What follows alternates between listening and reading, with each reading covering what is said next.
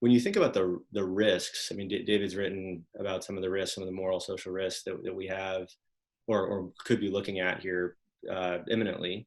What risks do you see, or kind of worry you about where, how this could unfold?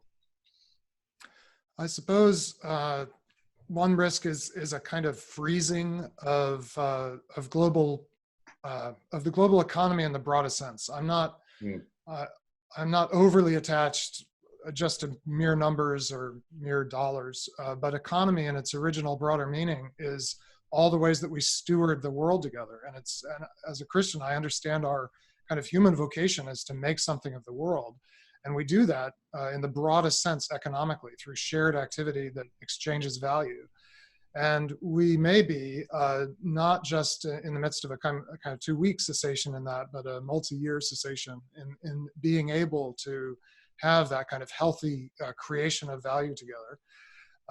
So mm, that's certainly a very significant risk. The flip side is too quick of an unfreezing. That is, in the desperation to jumpstart and restart the economy, we really don't attend to the public health realities of what it will take, the amount of suffering we're going to have to bear, and the amount of patience we are going to have to have this not be really quite cataclysmic from a health perspective. And if we decide we just can't bear it, we can't wait to get back out, reconnect with people, get back to work, get the economy, the money economy flowing again, and we decide we're going to sacrifice a lot of lives and cripple healthcare systems, I think that will lead to a real, it's kind of the moral failure that I think David was alluding to. People just are deeply ashamed of the way that they behave when they become nakedly utilitarian. And we just decide we're just going to have to let a lot of people, most of them older, most of them sicker, perish so that we can live.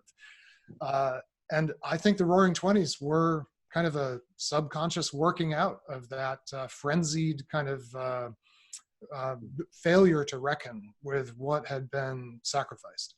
So mm, those would be like big world historical. And then I would also say, like, just in these weeks, at the very personal level, our own addictions, our own conflicts with the people closest to us, the people we most want to love, but that we find hardest to love, like just the intense crucible of basically all being monks for a while. And the two things monks have so much trouble dealing with is solitude on the one hand and other monks on the other hand. Those are, and the rule of St. Benedict and the rules of the monasteries are to help people deal with the tremendous crucible of solitude and silence and inactivity, and the tremendous crucible of being just right up against other people you can't get away from. So each of us, whatever happens kind of world historically, each of us is really in a crucible of discovering what we're made of, for better and for worse.